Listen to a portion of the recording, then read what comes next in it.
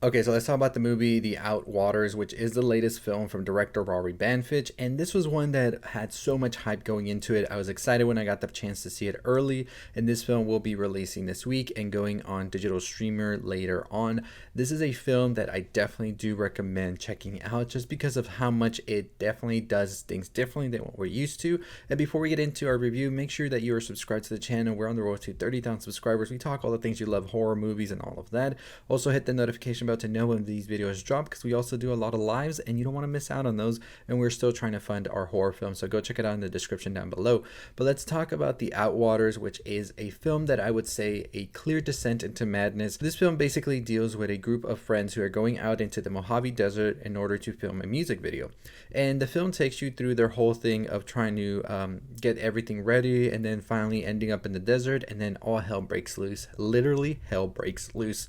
And so I'm going to start off with the things I really enjoyed about this film, and that was the new perspective that we saw that horror films can be. And I think we're starting to see this sort of resurgence of this liminal horror, and that phrase gets thrown around a lot. I'm not the first one to say it, I'm not going to be the last one, but this basically is the feelings I got with Skinamarink, where it's also a horror film that tries to play with all of your senses as well. And this one in particular, it's going to be sound that is very horrific and unnerving and is going to have you on the edge of your seat. That was definitely one of the things I really enjoyed about this film as well.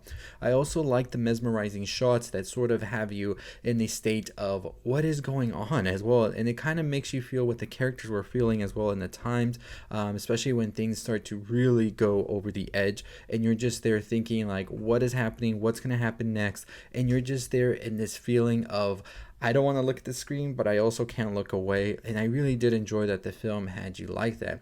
There are shots here that are filled with darkness as well, where you're trying to make out what's happening. And it gave me the vibes of Skinamarink as well, where you have this movie that is pushing your senses and you're still trying to figure everything out at the same time, just as the character is doing. And I really do enjoy that in this movie as well. I also think that the practical effects used here are very good. If you've seen any of the promotional material, you know that there is a lot of blood and there's some other stuff in there I can't say because YouTube is going to demonetize me or get rid of the video. But this is very, very interesting things to see. And I think the practical effects work wonders here. For found footage and all of that, you usually think you're getting into a low budget film. And of course, generally that is the case. And I think that what they do with the budget that they do have is impressive. And I'm excited to see what comes next from these creative minds here.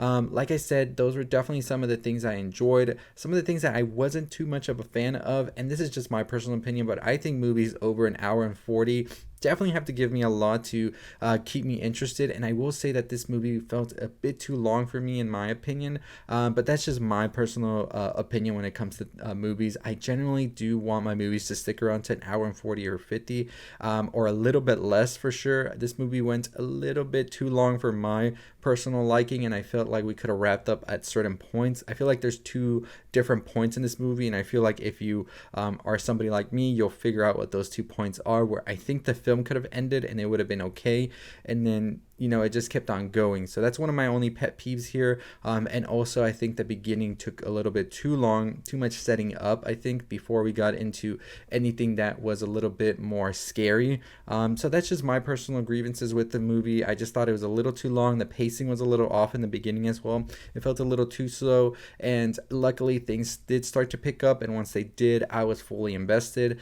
Overall, like I said, this is definitely a film to go check out just for its horrors. That second half is intense and it does leave you wondering what happens. I love that the film does not really explain anything to you by the end of it, and you're just there left wondering. I've come up with several theories myself after watching it twice, and I will be making a video talking about it in my spoiler video coming later this week, so stay tuned for that. But like I said, this is definitely a film I do recommend. It's an experience of a film. We usually don't get these type of horrors anymore, and I think that it's really great to see this resurgence of this type of horror here, just like we did with Skinamarink, and now we're seeing with The Outwaters. I'm excited, and this just comes off the day today when we have the Backrooms announced as the next big horror film, so I'm excited to see what they do with that. But liminal horror, you're going to start hearing that phrase a lot this year. You didn't hear from me first, and you didn't hear from me last. You're going to be hearing that all year. Trust me on that. Whether you like it or not, it is definitely here to stay, I feel. And it's great to see filmmakers sort of pushing the envelope of what can be scary and what's not in the general mainstream of horror. So, very excited to see what comes from these directors here and everybody else involved in this movie. And just a great, different pacing of a horror for sure. So, let me know your thoughts and opinions on the Outwaters if you've watched it or not. I highly recommend it. I watched it at home due to having a screener. I'm curious to see how this would be playing like on the big screen with a bigger sound systems, because like I said, the sound design is the number one thing I really enjoyed from this movie, and I definitely do wonder how it is hearing those sounds blasted like at 100 times what my TV can do. So I could definitely see myself watching this one more time just to check out the theater experience. So I'll update y'all on that if if it's playing around my area. But like I said, this is definitely an interesting one.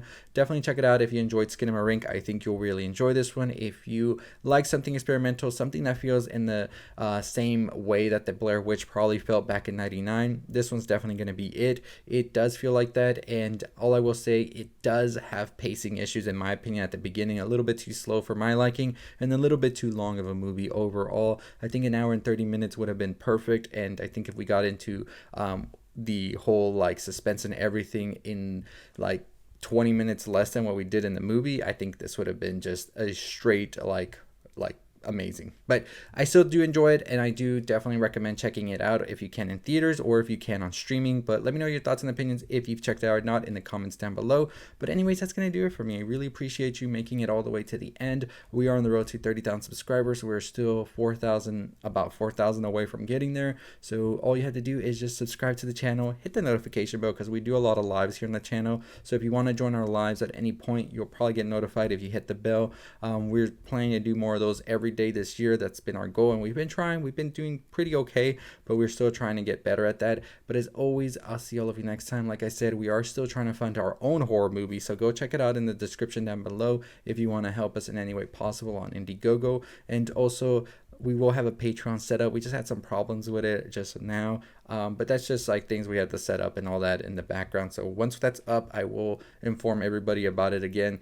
But we will have a Patreon up with lives and videos you can't get on the channel only through the Patreon, so stay tuned for that. But as always, let me know if you watch the Outwaters and what you think about it at the end. And also, I'll see you next time. Don't stay safe, stay positive.